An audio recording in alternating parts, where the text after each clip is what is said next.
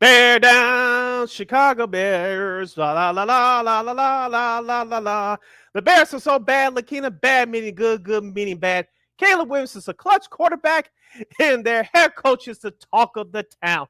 And on the flip side, they gave two giant figures in the New York Football Organization. They're both their pink slips and their link cards in a partridge in the pear tree. All right, except for my bad singing, we'll review the Bears come from behind victory over the New York Football Giants at the Lakefront yesterday, improving their record to 6-3. In basketball, the Bulls went 0 for 2 for the weekend. LaKeena, I'm not happy, but there's some signs of hope we'll discuss coming up. That will pay tribute to NFL Commissioner Paul Tagliabue, Basketball Hall of Famer Lenny Wilkes, and we'll have a special edition of Old School TV Monday. That and a whole lot more in Second City Sports starts right now. 10, 9, 8, 7, 6, 5, 4, 3, 2, 1. Keep him on the field. And this one, a drive in the left center field. Going back is Churio at the wall. Get out! Robert Jr., his fourth of the season. And the Sox take the lead 2-1. Armstrong gets into another one. Sends Edman back. He's watching it land in the stands. What a night from Pete Crow Armstrong. Goes wide, up the guard again. And he scores. What a play! On Jordan Bennington, no chance at all for the Blues netminders. Connor Bedard. Wow. Getting what a pass. Buzelis with the fade on the drive.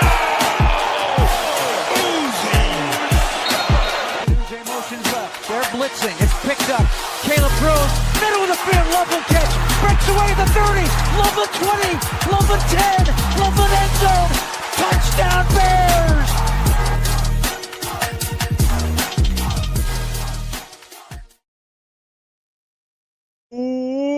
Welcome to this Bears Victory Monday edition of Second City Sports. You're locked and loaded, and we're live in living color right here on Sports Soul Chicago, along with Miss LaKeena McGee, which is she. I ain't Sidney Brown over here. You know it's me. You can follow yours truly on the Twitter, X, and the IG at SidKid80. Once again, it's SidKid80. That's SIDKID80. That's SIDKID80. And you follow LaKeena McGee on the Twitter, X, and IG. Be sure to download that Sports Zone Chicago app wherever you get your apps. Please follow Sports Zone Chicago on all social media platforms, so Facebook, X, Instagram, and YouTube. And thank you very much in advance for your support. Like, share, subscribe, and tell your friends. We're not unapologetically fun, and we have very definite opinions. If you have any definite opinion during our 2-hour extravaganza we call a Sports Talk Radio Show, you can definitely hit us up at Sports Zone Chicago's Facebook page or at Sports Zone Chicago on YouTube. Type in those questions or comments in the comment section. LaKeena will get the upper screen for you. But if you decide to troll and or do something silly, dumb, or stupid, I'll forgive LaKeena full powers to give you dumb bones to build and beer boot. Toodles. But before we begin, we must shout out to our live gang that's checking us out live right now. And that's LIVE, Live Entertainment Game. Checking us out live on our Sports Zone Chicago's Facebook and YouTube channels at 12:23 p.m. Central Standard Time. But never forget our much love to our replay game.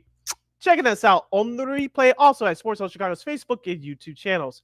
Don't you ever forget our motto where we talk about sports, music, or entertainment. We will provide. We'll provide you with some of the best on Second City Sports. Shout out to our buddy Steve, who does. If you guys have seen, he probably does a lot of the opens and the bumpers and stuff. We are with our buddy Sean Sierra and his show. So thanks for the hookup for the new intro. Looks we finally got it open, yay! I know we're doing this. Yes. Shout out to Steve for finally hooking us up with that. So looks very good. Now we're gonna talk some NFL. Of course, we got the rest of the NFL Week 10 slate, including a couple of upsets, and also some college football as Week 11, some pretenders and contenders. We got college hoops. We got a couple of big wins to start off the college hoop season. The Bulls had a couple of tough losses over the weekend, but they have a chance to rebound tonight against Wemby and the Spurs. And so much more, of course, a special edition of Old School TV Monday. But first, Sid, the Bears, came back from behind once again. They were down 10 with about 3 minutes left. But of course, since they were playing the Giants, they were able to come back and win the game on the backs of Caleb Williams. And and such. 24-20, 14 points, unanswered points in the fourth quarter. Those last 3 minutes, including a rushing TD from Caleb Williams. Kyle Monangai had a rushing TD as well. Roman Dunze had 86 receiving yards. On the flip side, though, for Jackson Dart, 242 yards, and a rushing touch, two rushing touchdowns, but unfortunately, he had to leave the game halfway through the third quarter via concussion. Russell Wilson came in. He was 3 for 17, so he really didn't do much. Now, this also led to, if you're listening to us, in New York, the Giants have fired Brian Dable. This is actually the fourth time that the Giants have blown a big lead in their last 4 games. They're 0-4 in those games. Mike Kafka, for those of you in Illinois, he's a former University of Illinois quarterback. Also, St. Rita, that's when I first saw him at St. Rita High School, played quarterback there. He's the OC with the Giants.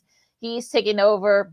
So, unfortunately, but yeah, Sid, I know Bears fans or euphoria from another comeback win, blah, blah, blah. But look, we keep it real on this show, okay? So, if you want to do the whole Bears, want to do like the rah-rah, this team's, 6-3, blah, blah. No. Okay, you're in the wrong show, sorry. But for me, look, the game changed once Dart got that concussion because he was running all over that Bears defense. And I'm sorry, but the game would have been differently had Dart not gotten hurt. Again, let's be real here. So, you can say you got away with it against the Bengals, got away against the Giants, but you're going to be facing some tough teams coming up starting this Sunday against the Vikings. We'll talk about them after the break. So 6-3, okay, that's fine. But again, I'm not gonna get into the euphoria about the Bear. 6-3, okay, you backed into 6-3. You had no business winning this game yesterday. Just going to be real. Here's the thing, LaKeena. I will slightly disagree with you with that last statement from this standpoint. No, you don't have to apologize who plays on your schedule. You just have to find a way to win. Now, last week I was on your side that the Bears should have lost the game. This week they deserve to win this game only because Caleb Williams, who me personally, I didn't think he had a great game, but it was better than it was last week, even though he has the statistics to back it up. Caleb Williams put on his cape and led the Bears down the field to score the go-ahead, which turned out to be the game-winning touchdown. He had the greatest game? No. Was it bad? No. I would give him a C personally or a B- only because he scored the game-winning touchdown from yesterday. Now, I thought the running game should have looked a little bit better, but it was more than manageable yesterday. On the flip side for the defense, which is I'm not happy, and I'm sorry that I didn't bring this up on our show last Friday. The Bears struggle against running quarterbacks, and yesterday was no exception. You mentioned Jackson Dart scoring on those 2 touchdowns, even though the Giants didn't have much of a running game after him. But you find a way to win ball games. You didn't commit as many penalties as you have been doing over the previous weeks, which is happy to see. The offensive line is playing well. That defensive line, they did get to Dart, I believe, one time. I know C.J. Gardner-Johnson got another sack. Shout out to him. He's been a difference maker ever since the Bears signed him 2 weeks ago. But you don't have to apologize for winning this league, LaKeena. They did earn this victory only because Caleb Williams, for the last 2 weeks, we asked our quarterbacks to march us down the field and lead the team to victory, to game time or game-winning drives. Despite what you may think about him overall, he has done his job the last 2 weeks, leading the Bears to game-winning drives. You listen to Second City Sports on Sports Chicago. LaKeena McGee, Sidney Brown with you. Now, I would counter that by saying the Giants' defense. Okay, last I checked, are Lawrence Taylor, Carl Banks, Harry Carson, or any of those guys play on that Giants defense? Any of the 3? Okay.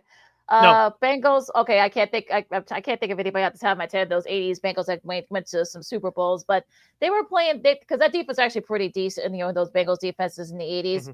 But again, these are 2 of the worst defenses in the league. Of course, you're gonna look good against those defenses. I'm sorry. Now, look, I got nothing against Caleb Williams, but then I saw a clip of Rex Ryan. I say, he's a generational talent. Let's slow down on that. Look, he's going to be facing better defenses coming up these next few weeks.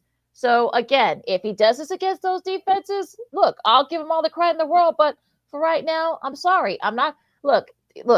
Caleb did better. He did, he marched down the field fine. But we've seen Bears quarterbacks do that before. So, and look what happened. You had Cutler do that. You had Justin Fields did that a couple of times. Cutler did it a couple of times. Even Mitch Trubisky did it too. So I'm not gonna go into this whole thing about, look, he's now the Bears found the quarterback, blah blah blah. Well, you know what? Again, do this consistently, and then we'll talk. Right now, okay, you look decent. I'll give him a C+ or B-. But again, look at your competition. Just saying. Now, focusing on the positives for this Bears team, the offense, unlike last week, I like the way that they spread the ball around, give Ben Johnson and Declan Doyle, his assistant offensive coordinator, credit for this. You mentioned about Roman Duzay. We've been complaining about the last couple of weeks. Roman Duzay's on the field. He's been blocking, doing everything else, but you got to throw in the ball, and they did 6 times yesterday for 86 yards. Colston Loveland came through again. Caleb found him, especially late on that last drive.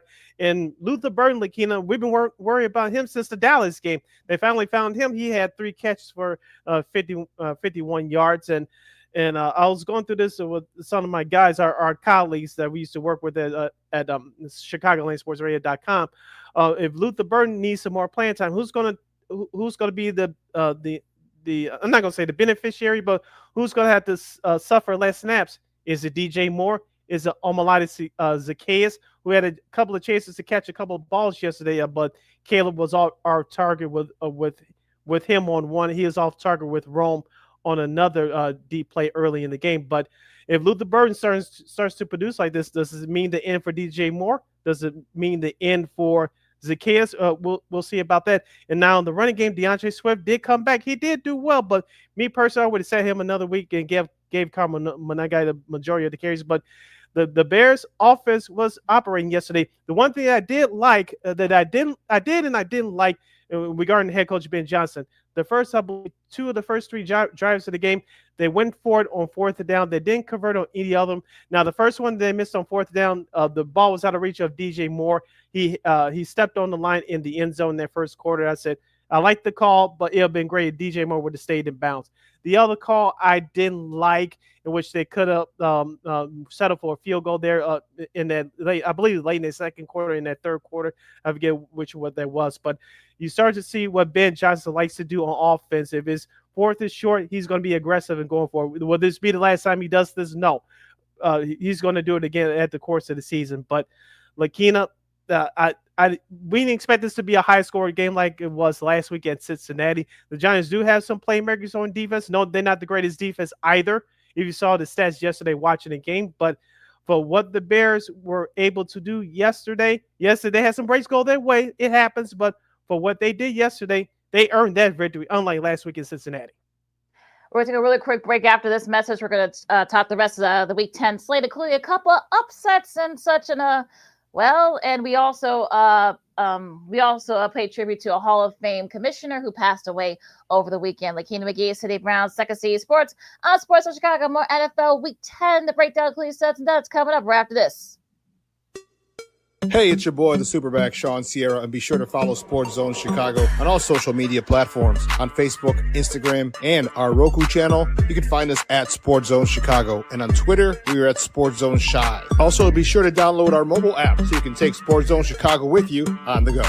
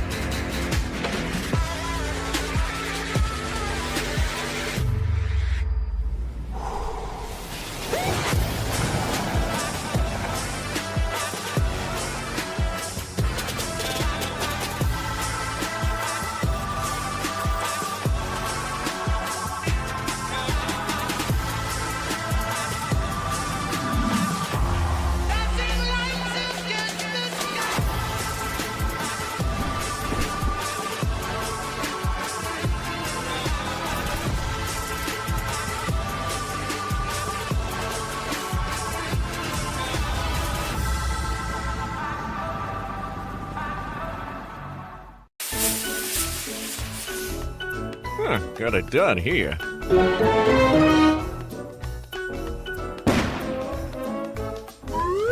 Ouch. And we're gonna make sure you lit this time. Ouch.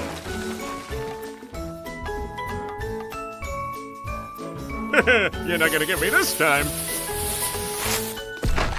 Ow, Manny! Whoops.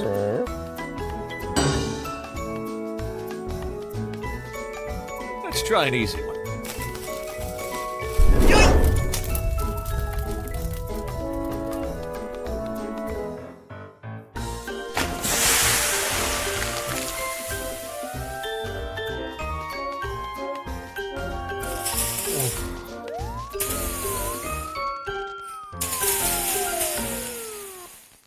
Every day, we take steps to keep the people we love safe. But some health risks are easy to miss. Ticks hiding in the yard can spread germs, like the ones that cause Lyme disease. Mice searching for food can spread bacteria that makes us sick. Mosquitoes lay eggs in standing water and can spread West Nile virus and more. Cockroaches are drawn to water in the home, leaving behind allergens that can trigger asthma attacks. Common pests can threaten our health. Learn how to protect your family at pestworld.org. Hey, this is Corey McGee, and I listen to Sean and Maya on the morning show.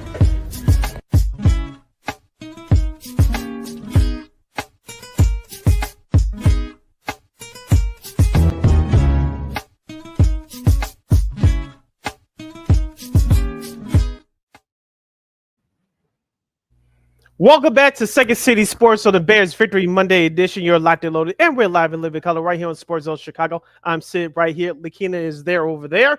You can follow yours truly on the Twitter, X, in the IG at SidKid80. Once again, it's SidKid80. That's SIDKID80. That's SIDKID80. You follow McGee on the Twitter, X, again, IG. As we finish up, wrapping up our Bears thoughts from yesterday's 24-20 win over the New York Football Giants, and we'll review the rest of the action from the NFL from yesterday, including a couple more upsets and a surprising guest popped up in the booth during a late afternoon game, and a whole lot more. We'll get into that in this half hour. If you have any questions or comments from the Bears game yesterday, or some of the other NFL action from yesterday, you can definitely hit us up at Sports Zone Chicago's Facebook page or Sports Zone Chicago YouTube. Type in those questions or comments in the comment section. LaKeena will get the up of the screen for you.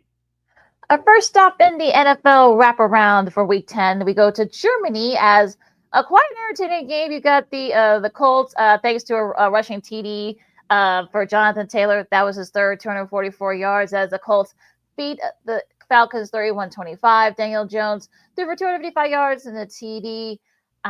We talked about Taylor's big rushing. He actually now leads the Colts franchise history in rushing. Also, Tyler Warren had 99 receiving yards. On the flip side, Michael Penix Jr. 170 yards in the TD. Bijan Robinson 84 rushing yards. Tyler Algier had 2 rushing touchdowns. Drake London had a TD catch as well, but once again, it was Jonathan Taylor. It was kind of back and forth for a little bit. It was actually ended up being a very entertaining game out there in Germany. And but yeah, the Colts, if you saw the little Drew Hill dance they did, I think I was after one of those. I think after one of those fumbles. But yeah, they definitely are having a little bit of fun. And the Colts again go to 8-2. Yep, and pre-Thong Song Cisco when he went solo, but that's a whole nother issue for you history buffs out there.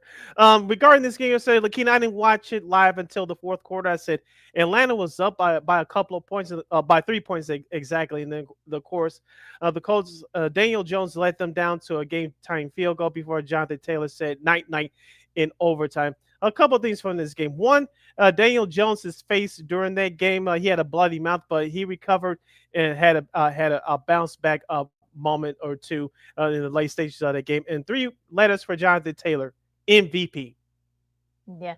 Also, Jones overcame being sacked 7 times, so that was kind of interesting. But they were able to. That's how he got the bloody nose, was from one of those sacks. But again, the Colts, again, not the prettiest performance, but you'll take the win, and you're go to 8-2, one of the best records in the league, so you'll take it there. Now, our buddy Spiro Diaz had another one here on CBS. We saw a little bit of this game on the Red. So you got Jets and the Browns. The Jets beat the Browns 27-20. 20. Justin Fields threw for a TD and but had an interception. Breece Hall had 83 rushing yards. Quinshon Judkins on the flip side for the Browns had 75 rushing yards. Dylan Gabriel threw for 2 TDs. Jerry Jeudy had one of those TD catches, but it was a false start after right at the end of the game. It was 4th and 5.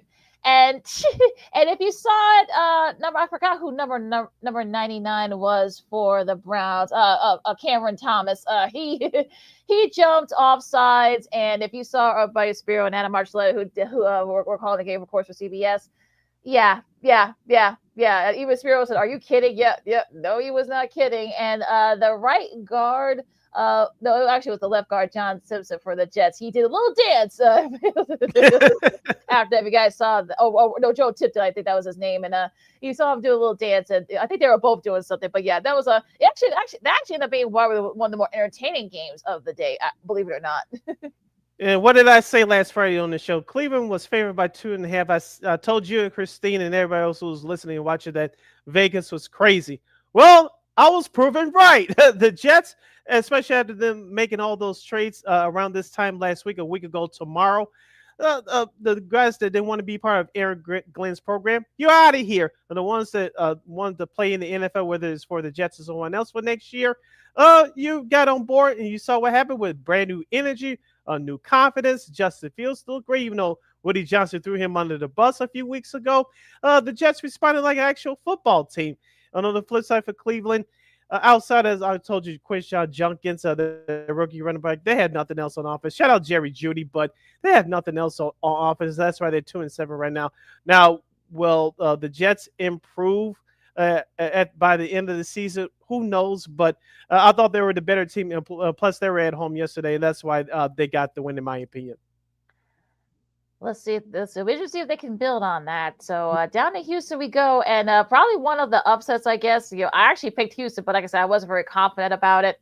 That they actually proved me right. They actually came back and scored 26 unanswered points in the fourth quarter as they came back and beat the Jags 36-29. Davis Mills in relief of C.J. Stroud threw for 2 TDs. And also had a rushing TD that ended up being the game with the go-ahead TD. Nico Collins had a TD catch. Dalton Schultz had one of those TD catches for the Texans. On the flip side, Trevor Lawrence, 158 yards, a TD and an interception. Just gonna get the run game going for the Jags, and the defense just really couldn't answer Davis Mills and that Texan offense in that fourth quarter, and it was just. Yeah, I was turning back and forth because I thought that maybe this could get interesting. It ended up being just that, and the Texans came back and won it. Yeah, you were smarter than me and Christine.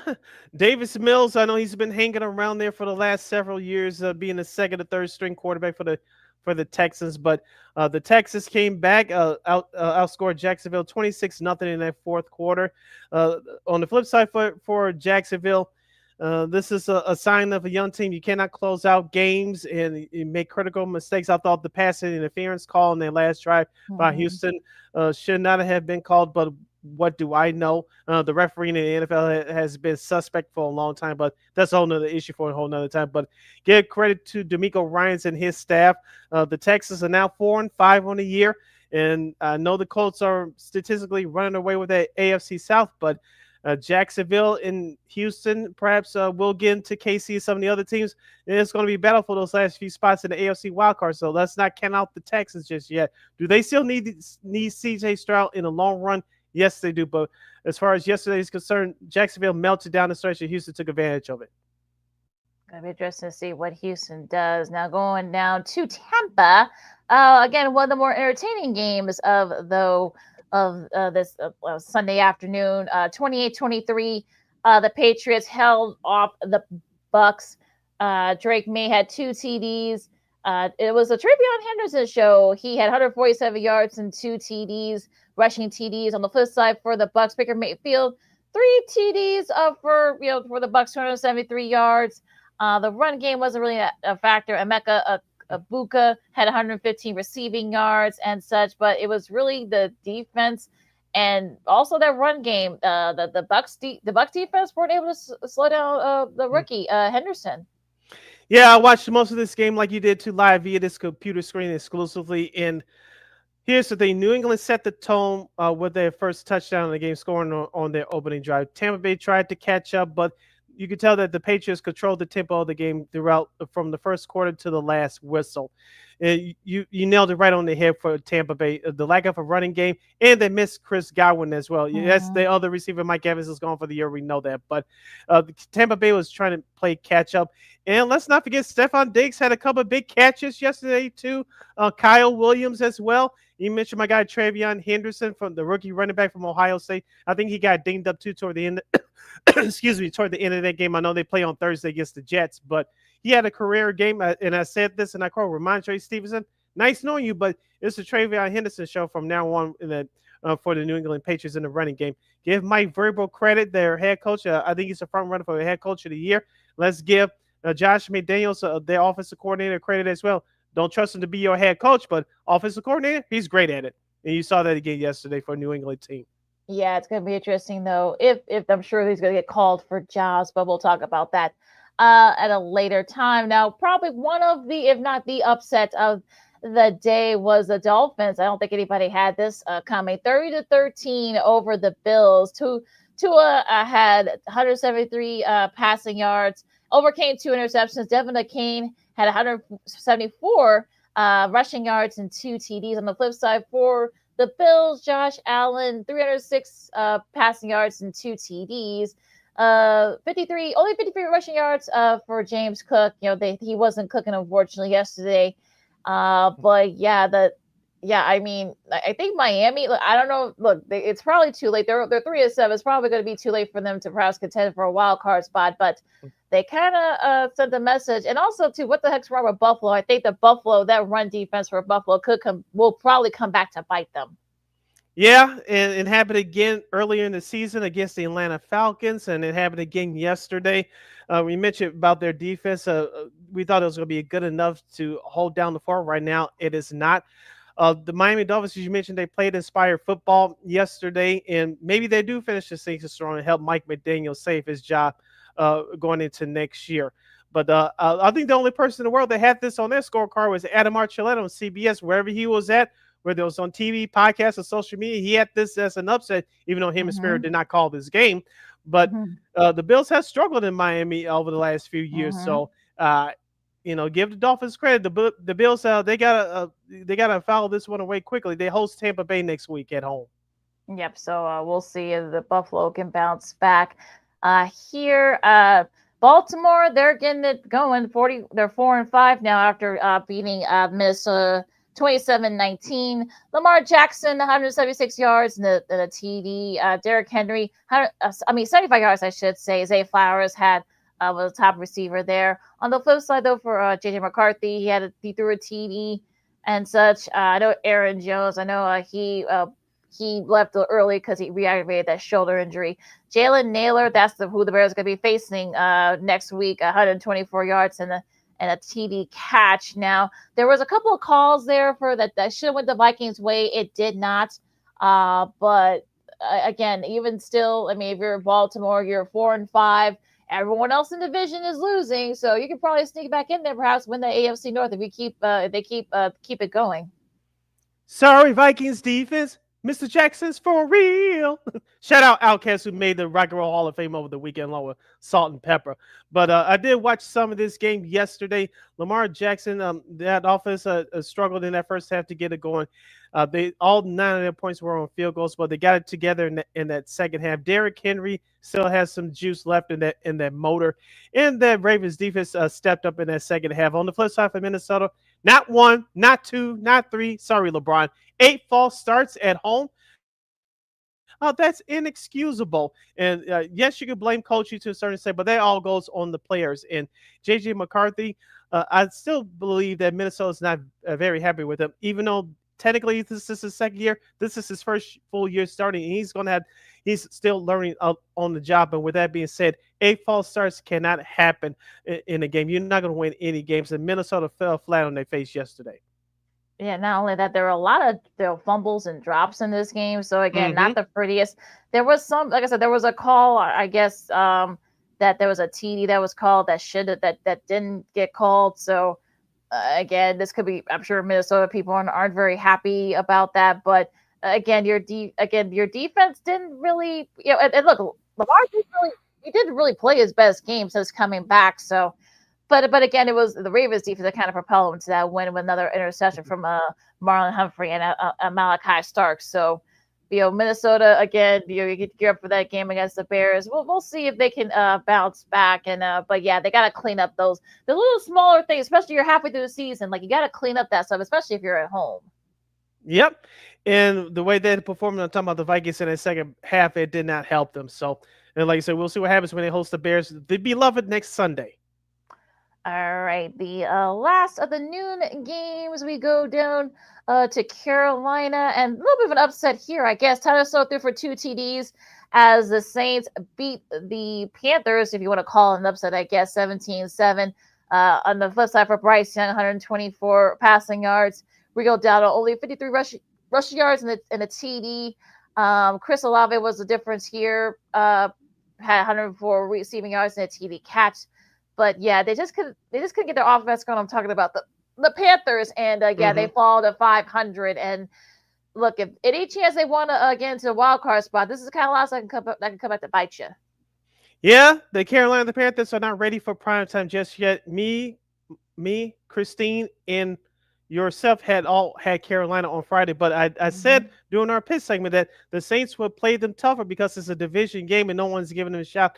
And that's what happened yesterday. And when you get two divisional opponents like this, weird things tend to happen. And the Saints jumped on a couple of mistakes early by the Carolina Panthers, and they took advantage of it. Tyler Show, you see the long-term answer for the Saints? Probably not, but he had a nice game yesterday with 2 touchdown passes off of 282 yards passing. On the flip side for Carolina, you mentioned Rico Dowdle. He didn't not have a good game yesterday, but call me crazy, LaKeena. Outside of the fourth quarter that Packers win against the Packers last week, Bryce Young has not played well the last 2 or 3 weeks, and he did not play well again yesterday. Yeah, you wonder could that be an issue at some point, especially if you're the Panthers trying to at least fight for one of those wild card spots. You got to get your quarterback going. So we'll see if what happens there. Now going to the 325 games, I think most of these games were kind of we'll start in Seattle. I know most of Chicago got this game. The Seahawks, it was all Seahawks. They hammered the Cardinals 44-22. Sam Darnold threw for a TD, only 178 yards. Zach Charbonnet and Kenneth Walker III combined for 150 rushing yards. Jackson and Jigba had a TD catch as well. On the flip side, though, for Arizona, Jacoby Brissett threw for 2 TDs, 258 yards and such, but they couldn't get the run game going. No, Trey McBride had 127 yards, but this game was over with. Seahawks had scored 21 points. I thought this game was going to be a little bit closer, but once I think it was Charbonnet that scored that touchdown. It was 21-0. I thought, that was basically all she wrote right there. Yeah, his name escapes me for a moment, but I forgot who the Seahawks defender was. He scored twice on the fumble recoveries during that first half, and during that 21-0 start to the game. Although those games set match for Seattle, they started strong. And yes, Arizona got back into it a little bit, but they were just too far behind. That Seahawks defense is sneaky good, LaKeena. If you get them at their place in January, maybe they can sneak off a win to whoever comes in there. So we talked about before the start of the season that Seattle could be one of those meddling teams like Carolina fighting for a playoff spot. It's between them and the Rams right now, fighting for that top spot in the NFC West, who had that on their scorecard at the start of the season. Shout out to, I believe, second-year head coach Mike McDonald. He has those guys rolling, and Sam Darnold is having a nice year once again. Yeah, DeMarcus Lawrence had 2 of those stupid scores for, of course, with the veteran. Speaking of Dallas, the veteran defensive end from Dallas. Yeah, he's already making a dividend there in Seattle. Now, going to the other game, now I know most of Chicago got this game as part of the doubleheader on Fox. 44-22. The Lions, it was all Lions over the Commanders. Jared Goff threw for 3 TDs. Jahmyr Gibbs rushed for 2 TDs, 142 yards. Marcus Mariota threw for 2 TDs as well. But the run game, it was a big factor there, and the defense for the most part. I mean, it was basically again, and I know that this is going to get a lot of play. It's getting a lot of play already. That Dan Campbell has taken over play calling duties on offense. So I guess don't know why, but we'll probably won't get it. But the offense looked pretty good yesterday for the Lions. Yeah, like I said, Jared Goff did his thing with over 320 yards and 3 touchdown passes. The running game, unlike last week against the Vikings, which they lost, it got going again. Jameer Gibbs, 142 yards and 2 touchdowns. Jameson Williams had his breakout performance with a touchdown with 6 catches at 119 yards. Outside the Lions' offense, the other quote-unquote entertaining thing about that broadcast yesterday was President Trump joined Kenny Albert and Jonathan Vilma for the broadcast, talking about the stadium situation with the Commanders. Go look that up for yourselves and talk about reminisce about his football playing days. I didn't know he played football, but that's another issue. But if you saw that clip, if you watched that game, or if you saw the clips on social media, Kenny Albert and Jonathan Vilma both kept their composure. We'll leave it at that. Gotta get those ratings. Yeah, you can tell that. I can tell by one of them. I won't say which one, but go back to the tape. But right. Yeah, one of them was not very comfortable, so I'll just leave it it there. Now the other late game, I know most of the nation, I guess it was kind of split. Most of you on the West Coast got this matchup. The Rams, no trouble with San Francisco, 42-26. Matt Stafford threw for 4 TDs. Kyron Williams rushed for 2 TDs. On the flip side, Mac Jones threw for 3 TDs, but that wasn't enough. The defense for the 49ers wasn't really the best. And shout out to Matt Stafford. He is. I think he broke another record with them among the Rams, I guess, for passing yards and such. But yeah, that shorthanded Niners defense was.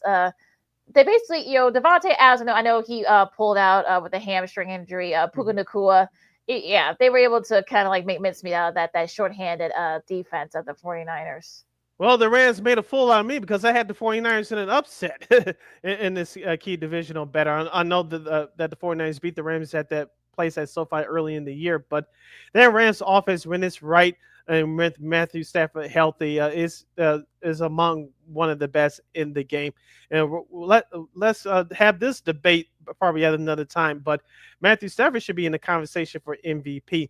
And that Rams defense, as we talked about, LaKeena, on our show last Friday, is underrated, but it is very good. Yes, they gave up 26 points, but the 49ers had to play catch up just about the whole game. George Kittle did return with 9 catches, 84 yards in a score, but them neutralizing the top of the Rams defense, neutralizing Christian McCaffrey, he was a non-factor yesterday, and then Rams offense scored, I think, on every possession. So when things like that start to happen, you're a very good ball club. So give the Rams credit for even up the season series with the 49ers. It may come down to a tiebreaker at some point. We'll see, but I know some people have Detroit, and maybe we'll see what happens with Philadelphia tonight. But I'll still stick to this until further notice. Even though they lost to Philadelphia early in the year in a row, the Rams, in my opinion, are the best team in the NFC right now. Yeah, Stafford. Speaking of Stafford, he became the first QB in NFL history with 20 plus TD passes and 0 interceptions. That's like been the key: 0 interceptions over a 6-year span in a single career. Nobody's done that, so that's kind of crazy. That's the history. He's the first to do that. So yeah, you definitely should be in the MVP conversation. Now, your Sunday night game, it was kind of it was kind of like the Pirates facing the Angels for a little bit. It was like 3-2 at the end of the first quarter, but the Chargers kicked it into the year 25-10 over the Steelers. Justin Herbert threw for 220 yards in the TD. Kimari Vidal had 95 rushing yards in the TD as well. Lat McClunky had one of those TD catches of that lone TD. Actually, there being a lone TD catch for the Chargers. On the flip side, Aaron Rodgers, he was sacked 3 times. 2 of those were courtesy of Khalil Mack. If you guys remember their days with the Bears and the Packers, respectively. Jaylen Warren, 70 receiving yards and such. And check this out, Sid. They're the first team that they allowed a safety at near the end of the first quarter there. They missed a field goal, had -3 or worse turnover margin. They had a couple of fumbles there. They had under 75 rushing yards and under 150 net yards. They all did that in the one single game.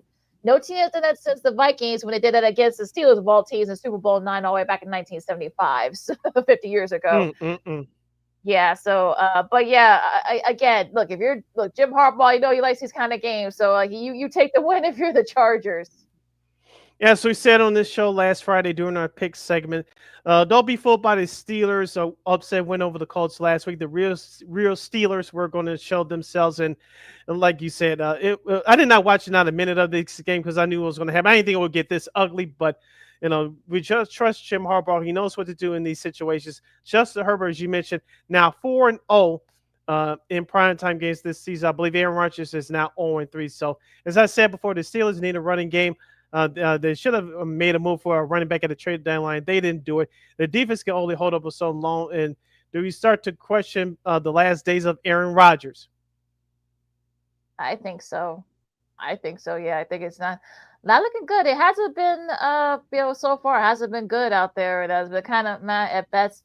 They're 5-4 right now. But again, look at the AFC North. Baltimore, they're nipping at your heels. Now I saw about an hour ago that Joe Burrow has been cleared for football activities, but it's probably be a couple weeks before he's back. So, plus that Bengals defense, that might be their undertaking there. So, Baltimore might sneak there and win that AFC North. The schedule kind of works out good for them. So, for most of the rest of the season. So yeah, the Steelers. Yep. Yeah, maybe by Aaron Rodgers. Yep. Go ahead. Yeah. No. All right. Quickly. Yeah, as we wrap up our segment here at Studs It Does, I'll give my 3 studs first. First stud goes to Dexter Lawrence, 2 fumble recoveries for both for touchdowns as the Seahawks route the Arizona Cardinals 44-22. My second stud will go to Davis Mills of the Houston Texans, 292 yards in 2 TDs as the Texans trailed by 19, but come from behind to upset the Jaguars 36-29. And my third stud will go to let's give it to Jonathan Taylor. 32 carries, 244 yards, and 3 touchdowns, including the game-winner in overtime, as the Colts come from behind to beat the Falcons 31-25 in overtime in Berlin, Germany. Yep. 4 TDs from Matt Stafford. He is my stud, and like I said, I think he should definitely be in the conversation for MVP. My second stud will go to Mr. Jahmyr Gibbs, 142 yards and 2 TDs. I think he leads the league, or they leads in their tops in rushing. So good for him. And my last stud, I'll say Tyler Slow. Now, is he going to be the Silas Shoe, I should say? Is he going to be the long-term answer for the Saints? Probably not, but look, he had 282 yards and 2 TDs and an upset win over the Panthers. So, that might keep the Saints in some games. All right, my 3 duds are as follows. First, the Jacksonville Jaguars blowing a 19-point lead and being outscored 26-0 in the fourth quarter. That just can't happen there, especially trying to improve as a team. My second dud will go to the Pittsburgh Steelers. Enough said. And my third dud will go to the New York Football Giants. I'll just give you the situation quickly. They were leading the Bears 20-10. There was about 6 minutes left to go in the game. 4th and 5, LaKeena. Russell Wilson already replaced Jackson Dart. They tried to draw the Bears off sides. Instead of going for the field goal, they decided to draw the Bears off sides, which did not work, cost them 5 yards, and they had to punt. If that didn't happen, the Giants would have walked out of Soldier Field with a victory. So for that situation alone, the Giants will get my third dud. Well, you know what? I'm glad you said that because our buddy Josh Friedman said something similar. That was even before that one. They chose to kick a field goal from the Bears' half-yard line, up 7 with around that time, and that kind of killed it as well. So it sounds like he was. Yeah, it sounds like you. That's how you know that you're kind of like you don't go for the win, just get the win and look. You could have. And like I said, I still say that Dart being out, I think that really kind of that might have changed the game and such. But again, Bears fans don't want to have that conversation here, but I'll leave that alone. He's my first dud. Well, Daboll's out, so it doesn't really matter anymore. I'll say the Panthers. What happened yesterday? I mean, you let a rookie quarterback beat you. You had your shot, perhaps maybe get a good record. Going into you go to 6-4. unfortunately be right there in the wild card spot. You still can, but you gotta kind of keep it going there. But unfortunately, that didn't happen. And let's see. I guess my other dud real quick. Arizona, I guess. What happened yesterday? Where's your defense? Because. Just because. I mean, Lawrence had a couple. DeMarcus Williams had a couple of scooping scores, but I mean, look. Unfortunately, this has been the story of Arizona's season. Unfortunately, so they're 3-6. They probably could say they should be maybe 5-4, 6-3, or something like that. But again, that was just an ugly loss yesterday against the Seahawks. But Seahawks are very good, so. And Week 10 concludes tonight on Monday Night Football on ABC and ESPN, where in Lambeau Field, the Green Bay Packers will host the Philadelphia Eagles. Packers 5-2-1, Philadelphia 6-2. It's going to be a glorious 32 degrees tonight up there in Wisconsin. LaKeena, I did pick Philadelphia to win this game. Green Bay still favored by 1.5. Why, I don't know. But with that being said, I think this will be the Saquon Barkley show tonight for Philadelphia. Hopefully, A.J. Brown can quit whining and start producing. On the flip side for Green Bay, Jordan Love must play much better. I know the Packers have been good in prime time over the last few years, but I'm getting a weird sense that everything's not right in Green Bay, even though, in my opinion, Josh Jacobs has been the Packers' offensive MVP all year. Yes, Micah Parsons on the flip side for the defense has had his moments so far this year, but the Philadelphia has gotten together over the last 2 weeks, and I think they'll have a better performance tonight on the road in front of a national TV audience. And of course, the Manning cast is also back tonight. Yay. They've got Quinta Brunson, the talented writer, the double Emmy-winning writer-producer, for course, for Abbott Elementary, comedian Shay Gillis, and Disney head Bob Iger. We'll see. Maybe they'll make an announcement that Disney channels will be back on YouTube TV. I doubt it, but maybe. You can catch that broadcast tonight as well. All right, our number one closes its doors. Oh, yeah. Well, maybe we'll discuss the Giants situation maybe to close out the show. But our number one closes its doors. Our number two's doors will open follow this timeout right here on Second City Sports on Chicago's Bears Victory Monday. When we return, we got to discuss the Bulls weekend 0-4 losses both at Milwaukee and at Cleveland. Which game frustrated me the most? I'll give you the answer when we return. And we'll pay tribute to Paul Tagliabue and Lenny Wilkens, reviewed the best and worst from college football, and a special edition of Old School TV Monday. That and a whole lot more. You stick and stay right here on Sports Zone Chicago. Hey, it's your boy, the Superback, Sean Sierra, and be sure to follow Sports Zone Chicago on all social media platforms on Facebook, Instagram, and our Roku channel. You can find us at Sports Zone Chicago, and on Twitter, we are at Sports Zone Shy. Also, be sure to download our mobile app so you can take Sports Zone Chicago with you on the go.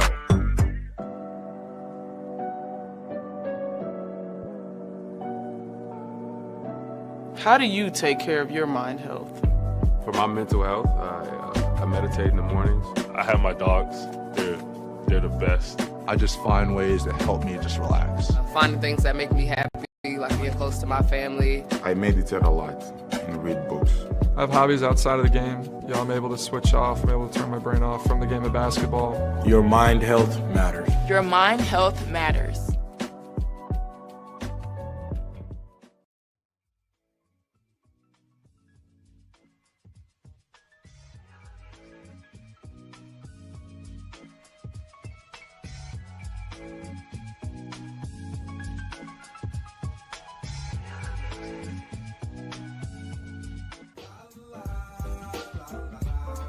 It's a romance sport. What? It's a romance sport like that. Your Marine Corps' way of life is to defend the American way of life.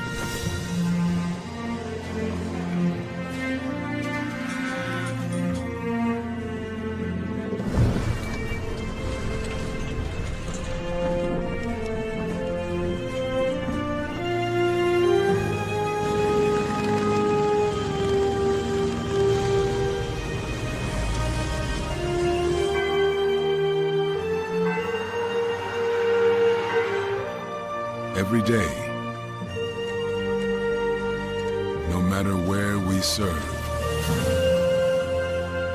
We take a stand for our nation, for each other, for us all. The few, the proud, the Marines.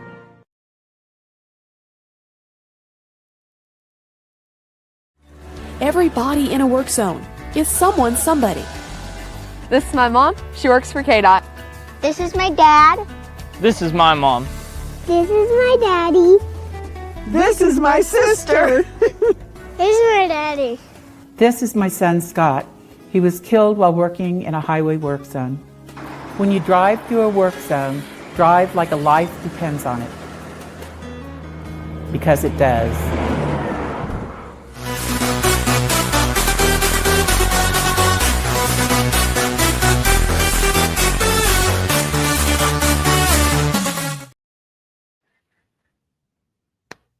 Welcome back to hour number 2 of Second City Sports and the hashtag Bears Victory Monday.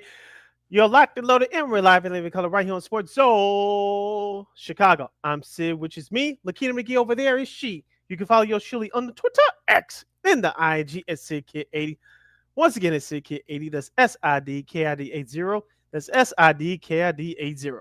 You can follow my LaKeena McGee on the Twitter X and again IG. As we kick off hour number 2, discussing the Bulls in the NBA and paying tribute to Lenny Wilkens, the Basketball Hall of Famer. You can definitely hit us up at Sports Zone Chicago's Facebook page or Sports Zone Chicago on YouTube. Type in those questions or comments in the comment section. LaKeena will get the up of the screen for you. All right, first, well, of course, we'll talk some Bulls, and it was a tough weekend for the Bulls as they had a couple of tough losses over the weekend. The first one was to the Bucks, 126-110 in the NBA Cup group play here. As I should say, Montez had 20 points. Buzel's had 20 points leading the way for the Bulls, followed by Josh Giddey, who had double 16 and 14 assists now, but it was Giannis, 41 points. It has a season high, and 23 points for Miles Turner. He's been a big, nice pickup for the Bucks, for them, and it was really kind of like all Bucks, in this case. Now they did leave for a little bit. I'll talk about the Bulls did, but what kind of killed them was the 3-point shooting. They made 6 more threes than they did, and also now it was just the fact that they hit their threes. That's really all it was, for that game. And also, too, the Bucks had a +6 advantage with the offensive rebounds, 14-8. So that was another big difference in that game as well. Giannis going for 41. When he's healthy, he has it going on like that. It's not too many people that can stop him. So the Bulls, among other NBA teams, that had to find that lesson out the hard way. But I want to get into the game that next night, last Saturday, the Cavaliers trailed by 19 to come from behind to beat the Bulls by 6, 128-122.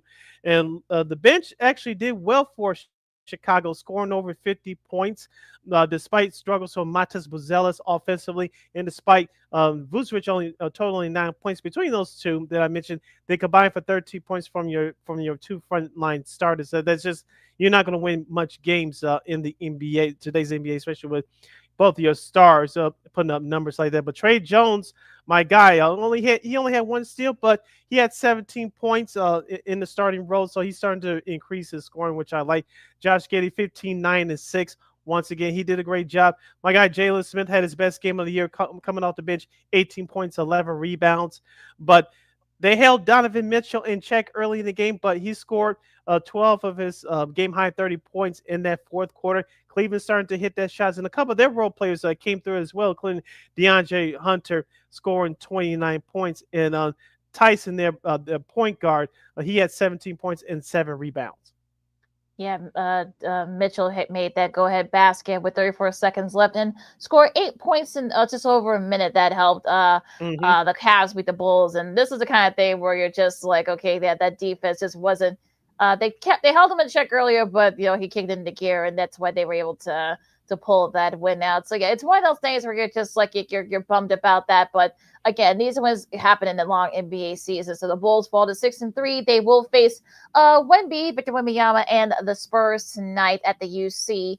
So it's going to be interesting to see what they do. It's going to be their first meeting of the season. I'm talking about for the Bulls and the Spurs. And when a Wemby now, Vooch will have he had a hard time doing it the last time these two teams played. So, and they're undefeated at home right now. Talking about the Bulls, they're 5-0. So we'll see if the Bulls can perhaps maybe try to find a way to slow Wemby down and whatnot. But again, this has been a tough schedule for the Bulls. I know I'm sure I know the Spurs did beat the Pelicans, pulled away from them over the weekend. But De'Aaron Fox, he's been a nice pickup for the Spurs too. So again, it's going to be interesting. I would say take the over, whatever the over it is. I take the over because it could be a high scoring game tonight. But yeah, I know the Spurs are favored by 4.5, but I think the Bulls, look, the one thing I'll say about the Bulls, you'll give all you can handle. So yeah, I would be surprised if the Bulls win this game, but yeah, it's going to be tough, especially if Wemby's on, but we'll see. Well, Wemby has been figured out to a certain extent in these last few games, even though the Spurs have won their last 2 games. I did watch that game last Friday in the NBA Cup on Prime, where they defeated the Houston Rockets. The Rockets controlled that tempo early, and then the Spurs came back at the end. The Spurs have some nice role plays. We talked about Keldon Johnson. You still got Jeremy Sochi, the poor man's Dennis Rodman with that hair.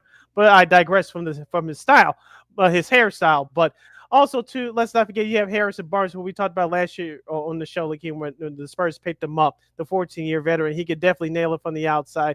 He hit some big shots last Friday in that win in the NBA Cup game against the Rockets. So watch out for him tonight. You know, the Bulls at times have trouble defending the perimeter. So if they should have those issues again tonight, Harrison Barnes could go off. But looking at tonight's game, Matas Buzelis has to play well, and they got to get Nikolai Vucevic more involved in the offense. As we said this time and time again, LaKeena, since Vucevic has been in the Bulls uniform, when you involve him in the offense, he doesn't have to score every time, but when you involve him in the offense, give him in the post, have him distribute the basketball, because he's still one of the best passes centers in the league.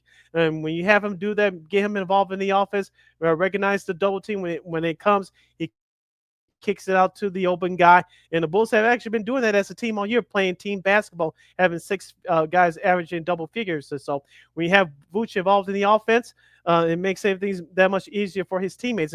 And that's definitely going to cause problems for the Spurs tonight. So give Vooch more involved in the offense. Matas Buzelis has to be more aggressive, unlike last Saturday night in Cleveland. And they could do those 2 things. I think they could beat the Spurs. It's going to be a tough game, no doubt, but they beat the Spurs twice last year. I know Kobe White, who dunked over Wemby last year. Obviously, Kobe White is not going to play tonight. But if the Bulls mention those 2 things that I previously mentioned, they should get this game tonight. It's going to be tough, but if they somehow control Victor Wembanyama on the defensive end, and then offensively get Vooch more involved and Matas to be more aggressive, I think they can take this game tonight. Yeah, we might see a lot of Patrick. I'm talking about Lee, as our buddy Big Dave Wobbs from CHGO Bulls call him. So we might see him a little bit tonight, but yeah, we'll see what happens there. Now going to this weekend's games, starting last night. Anthony Edwards had 26 points as the T-Wolves beat the Kings 144-117. So if you took the over on that game, you had a nice capper to your weekend. Golden State beat the Pacers 114-83. Detroit edged out Phoenix 111-108. This is Philly 111-108. Kate Cunningham had 26 points, and now the Pistons have now won 6 in a row, I should say. They now lead the East right now as we're recording this, so they've been playing well these last week. OKC beat Memphis. SGA had 35 there. Boston beat Orlando. Jaylen Brown had 27. And the Knicks beat the Nets in the Battle of New York, 28 points for Cat. And KD had 31 points, a season high for him, as the Rockets got a nice win against Giannis and the Bucks, who had 37 in the losing effort. I guess the Bucks were a little bit too happy by beating the Bulls last Friday in the NBA Cup game. But nice bounce back win for the Rockets. As I mentioned, they lost at San Antonio last Friday in the NBA Cup game. They had a total meltdown on the road in that second half. But it's nice to see the Rockets back on top. And going back to the Knicks Nets game, if you're a Brooklyn Nets fan, why are you watching this team? I'm just saying. Shout out to Sarah Kuskat, Chicago. Chicago's very own. She's the color analyst for the Nets TV broadcast. I know Iron Eagle's there a couple of times a week, and his son is filling in, doing a nice job. But outside of those three individuals, why are you watching Nets basketball? Just a question. Yeah, I mean, I don't think is there anybody. Michael Porter Jr. I mean, 25 points, but yeah, that's basically about it for that one. Now going to Saturday's games, you got Phoenix with a nice win against the Clippers. Devin Booker had 21 there. Jokic had another double-double as the Nuggets beat the Pacers. Speaking of Wemby, De'Aaron Fox had 24, and Wemby, I think, had 18 as the Spurs beat the Pelicans. Miami, again, if you took the over on this one, you had a nice little start to your weekend. 136-131 over Portland. Atlanta beat the Lakers. Muhammad Gulli had 21 points. Somewhat of an upset here with Atlanta beating the Lakers. Of course, they were hosting the Lakers on the road. Luka only had 22, and well, I mean, that's basically it for everybody else. Not a lot of showing for some of the other guys. No, Aiden struggled in that game. It's going to be interesting. They're 7-3, so not bad for the Lakers, but I think you're sort of counting the days until LeBron makes his debut, I guess, in the season. Yeah, and it's only so many times that Luka Doncic can tire himself out. Even though he's in better shape, he can tire himself out to put up these 40-point performances. Austin Reeves, I know he's missed the last couple of games, but it's got to be guys like him and DeAndre Ayton that has to carry the load to help out Luka on a consistent basis until LeBron gets back. So the Lakers, they're going through that right now. Like I said, 7-3 is not too shabby, but you like to see a little bit more from your supporting cast. Excuse me. Yep. Philadelphia beat Toronto 130-120. Tyrese Maxey had 31, and Dallas to cap off Saturday's games. Dallas held off the Wizards 111-105. Najee Marshall had 31 points for Dallas, and Dallas is an interesting team to say the least. Here, they're 3-7. They got their third win this season, and you wonder. I know Cooper Flags had his struggles. He had 12 points in that win. You got D'Angelo Russell over there. Now PJ Washington as well. Najee Marshall had 30 points off the bench. He was kind of like the guy that kind of let it go in there. But yeah, Dallas is they're near the bottom of the West right now. Now can they get it together? Maybe. I mean, look, we're only like about 10 or 11 games into the season, so I don't think anybody can really freak out too much if your team's not doing well. But yeah, Dallas. I think a lot of people had Dallas kind of being like at the very least in the play-in part of it, at the very least. Yeah, Cooper Flag still trying to figure it out. You mentioned some of the other supporting castmates that had to step up a little bit more. I've been impressed by PJ Washington's performance.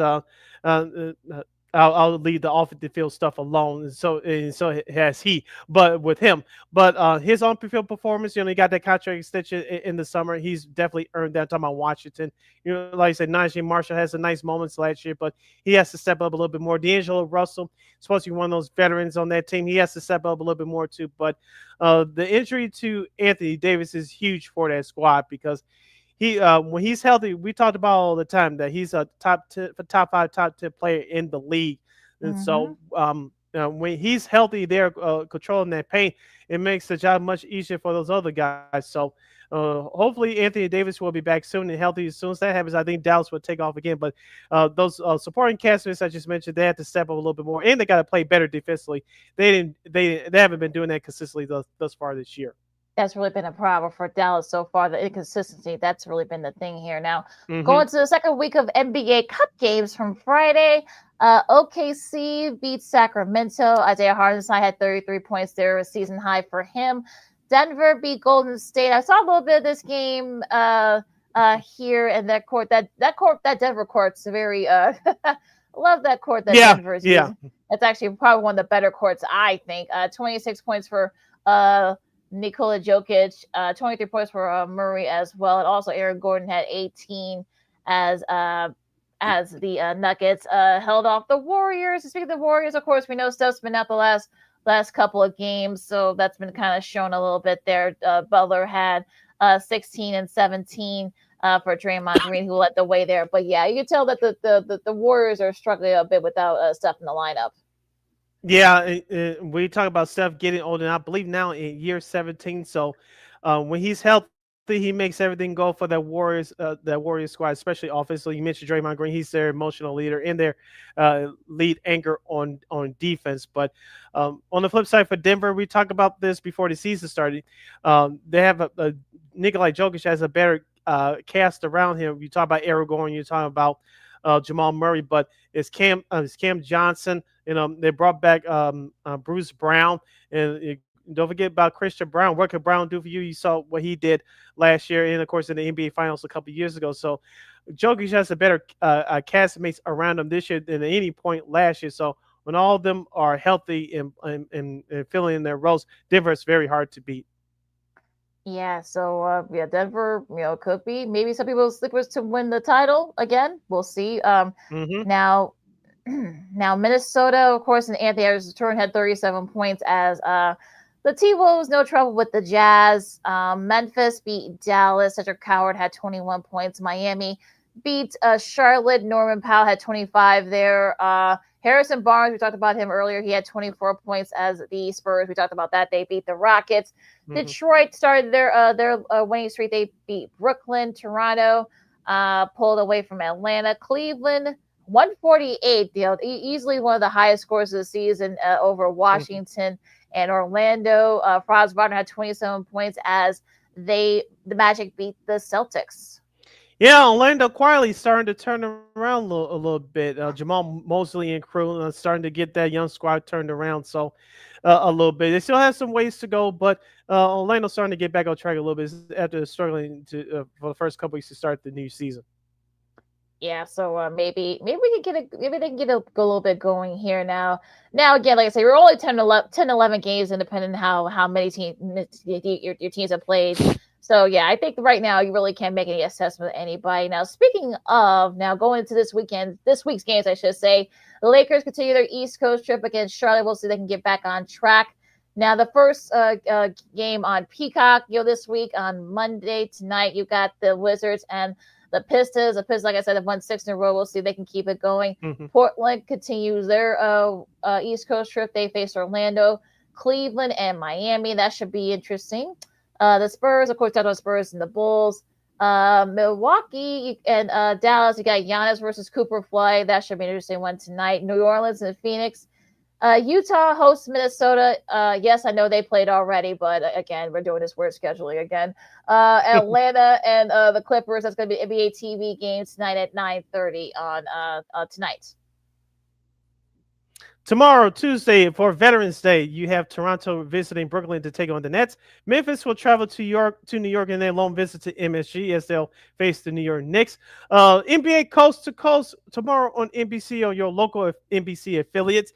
Most of the nation will get the Boston Celtics at the Philadelphia 76ers. Remember that game from a week or two ago in the NBA Cup game where Boston held on? This should be another classic game. So that'll be the game that most of the country will get tomorrow night on NBC. Golden State will visit OKC. I know NBC wish they had this game. Indiana will face Utah. And for those of you out on the West Coast, for NBA Coast to Coast on your local NBC affiliate, you'll get Denver at Sacramento. Boy. I know. They better hope Steph Curry plays. If not, no one's watching that one. Okay, yeah, I'm saying. But Sacramento, who picked the games here for NBC? All right, going to Wednesday's games, you got Milwaukee and Charlotte. Then you got, of course, the Bulls and Detroit. That should be a fun one. You got Orlando and the Knicks on the first game of the ESPN Wednesday doubleheader. You got Memphis and Boston, Cleveland and Miami, Washington and Houston, Portland and New Orleans, Golden State and San Antonio. That should be a fun one. Phoenix and Dallas. Your second game of the ESPN doubleheader. You got the Lakers and OKC. That should be a good one. Atlanta and Sacramento. And another good one here, I guess, depending on how you look at it, you got Denver and the Clippers. That's just for this weekend in NBA. And don't forget, for Wednesday, Inside the NBA crew will return. Ernie, Kenny, Charles, and Shaq. They will return this Wednesday doing their pregame show and doing Inside the NBA postgame show. So mark that on your scorecards. And your schedule for Thursday, only 3 games: Toronto at Cleveland, Indiana at Phoenix, and Atlanta at Utah. And that's your schedule for the NBA for this week. You listen to Second City Sports on Sports Chicago. LaKeena, McGee, Sidney Brown with you. We've got a couple more minutes left, so let's remember one of the all-time greats in the NBA. Of course, Lenny Wilkens passed away early yesterday evening, and your Hall of Famer player and a coach. He made it to the Hall of Fame twice in his 15-year playing career. He was a 9-time All-Star, led the league in assists twice. It was a great floor general too, and was a player coach for those last 4 seasons, 3 with Seattle and 1 with Portland. Before he became a coach full time, he led the Sonics to the 1979 NBA title. Yes, he did. For all your history buffs, and was coach of the year back in 1994.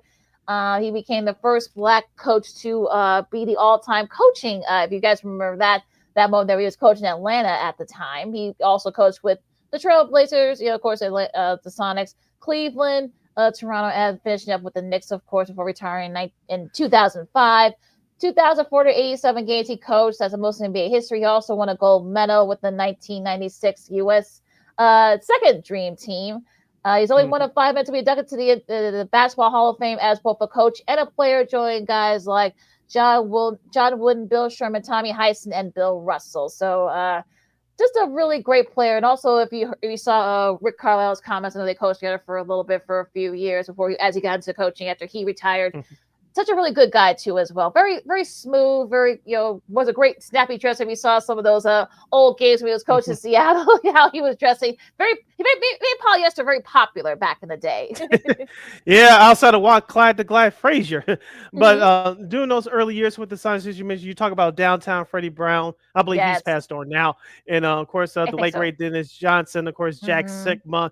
Doing those, I think he came a little bit afterwards, but doing those early years in the Sonics franchise. Lenny Wilkens is a part of that group, so as you mentioned, helping them bring their lone championship back in 1979. Of course, as we talk about on the show, we're 80s babies. Of course, I first heard of him and saw him when he coached the Cleveland Cavaliers in the late 80s into the early 90s. Let's not forget, let's give props to the first Black GM. I think it was the first Black GM overall, I believe, but at least the first one I saw was Ray Embry.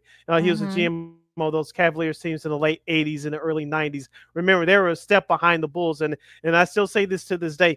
If Michael Jordan does not hit that shot in Game 5 in 1989 in that first round, it would have been Cleveland versus Detroit in the Eastern Conference Finals that year. Now, would have Cleveland beaten Detroit? Probably not, but they were on their way.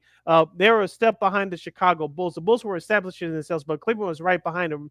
Don't forget those great teams that Lenny Wilkens had during those days. A young Mark Price, who they took a chance on trading Kevin Johnson away for him. Larry Nance, who was starting to get toward the end of his career, but he was still good. Made the All-Star team twice under him. Thank you very much. In 89 and 93, talking about Larry Nance. Don't forget Brad Daugherty, for you young folks out there. He was Tim Duncan before Tim Duncan.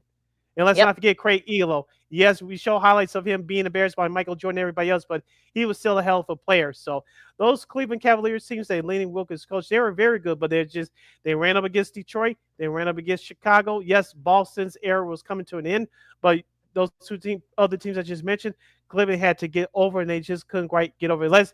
Unfortunately, they had injuries too as they went into the 90s. Outside the 92 conference finals where they lost to the Bulls in 6 games, those teams in the later years during Coach Wilkens' tenure, they started to get hurt, and they had to break that up. Of course, now you mentioned his tenure with Atlanta. Of course, he had to deal with the trade of Dominique Wilkins at the All-Star break in '94, which even though I'm not an Atlanta fan, I'm a Dominique Wilkins fan. I'm still pissed to this day that Atlanta did that, but we'll discuss that another day.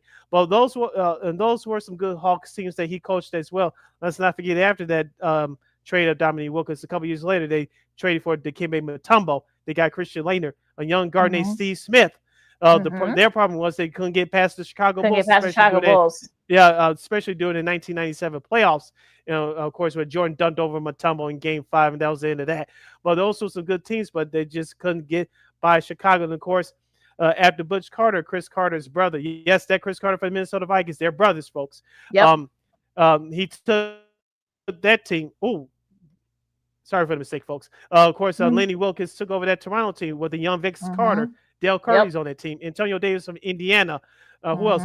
Veteran Muggsy Bogues. Let's not forget, this was Adam McGrady left for Orlando. That 2001 team, they were one shot away from advancing to the Eastern Conference Finals. And Vince Carter, who graduated early in that day, did miss that shot. that team would have been made to the conference finals. Perhaps maybe the NBA finals. We'll never know. But that team was very competitive. Of course, Vince Carter started getting hurt year by year after that. But Lenny Wilkens coached some good teams. It's just that Michael Jordan was part of the blame for that. Some other good teams, as I mentioned earlier as well, that got in the way. But Lenny Wilkens was first class. He got the most out of his players. He had. He might not have had some superstar talented teams like some of those other teams I just mentioned, but they played hard, they played with fundamentals, and they gave it to you every single night. So Lenny Wilkens, a class personified, his legacy will definitely live on forever. He'll definitely be missed. Yeah, it's gonna be interesting to see. I know that there was a moment of silence for some of the games. Yes, I'm sure the other games will have others as well. So yeah, so our thoughts and prayers go out to Coach Wilkens. Just a pioneer player coach, and just a all around every player you talk to, like every player that I've seen who talked about it, in the last, I guess, like 12 hours, and I've seen like a couple of guys. I know Trace McGrady posted some stuff on his Instagram about Coach Wilkens as well. So yeah, just a really good guy, and was definitely a player's coach. So he'll definitely be missed by everybody in the NBA. Yeah, salute. All right. Well, remember another pioneer coming up next, as we remember Paul Tagliabue. We'll also talk about college football week 11, as some comebacks and some not so much, and also old school TV Monday and so much more. LaKeena, McGee, Sidney Brown, Second City Sports on Sports of Chicago. More sports potpourri coming up right after this. Poof. Hey, it's your boy, the Superback, Sean Sierra, and be sure to follow Sports Zone Chicago on all social media platforms, on Facebook, Instagram, and our Roku channel. You can find us at Sports Zone Chicago, and on Twitter, we are at Sports Zone Shy. Also, be sure to download our mobile app so you can take Sports Zone Chicago with you on the go.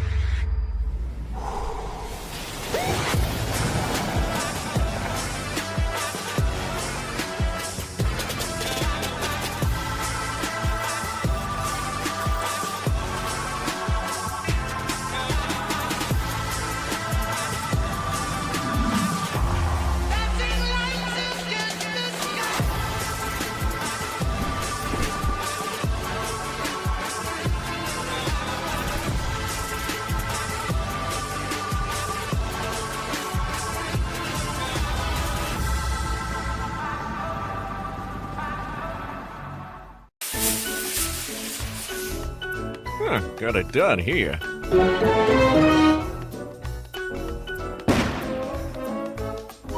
Ouch! And we're gonna make sure you lit this time. Ouch!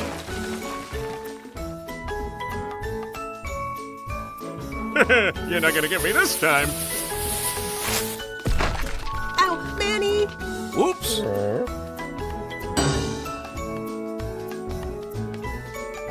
Let's try an easy one.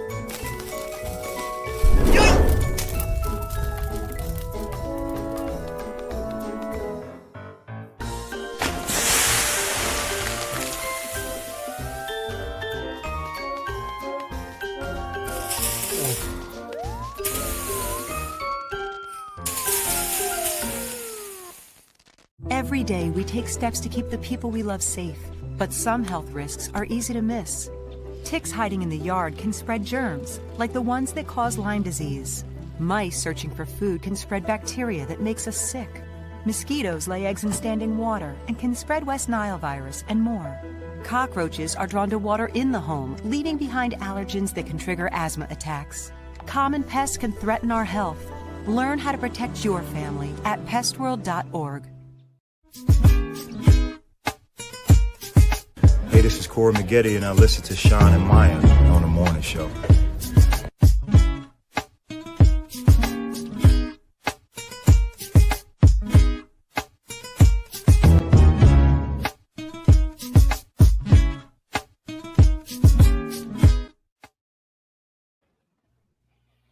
Welcome back to Second City Sports on Sports All Chicago on the Bears Victory Monday edition. You're locked and loaded, and we're live in the living color. I'm Sid right here. LaKeena McGee is over there. You can follow yours truly on the Twitter X and the IG at SidKid80. Once again, it's SidKid80. That's SIDKID80. That's SIDKID80. You follow LaKeena McGee on the Twitter X and again IG. This is our sports potpourri segment, our last break of the show for today, which includes Old School TV Monday, a special edition coming right up to wrap up today's show.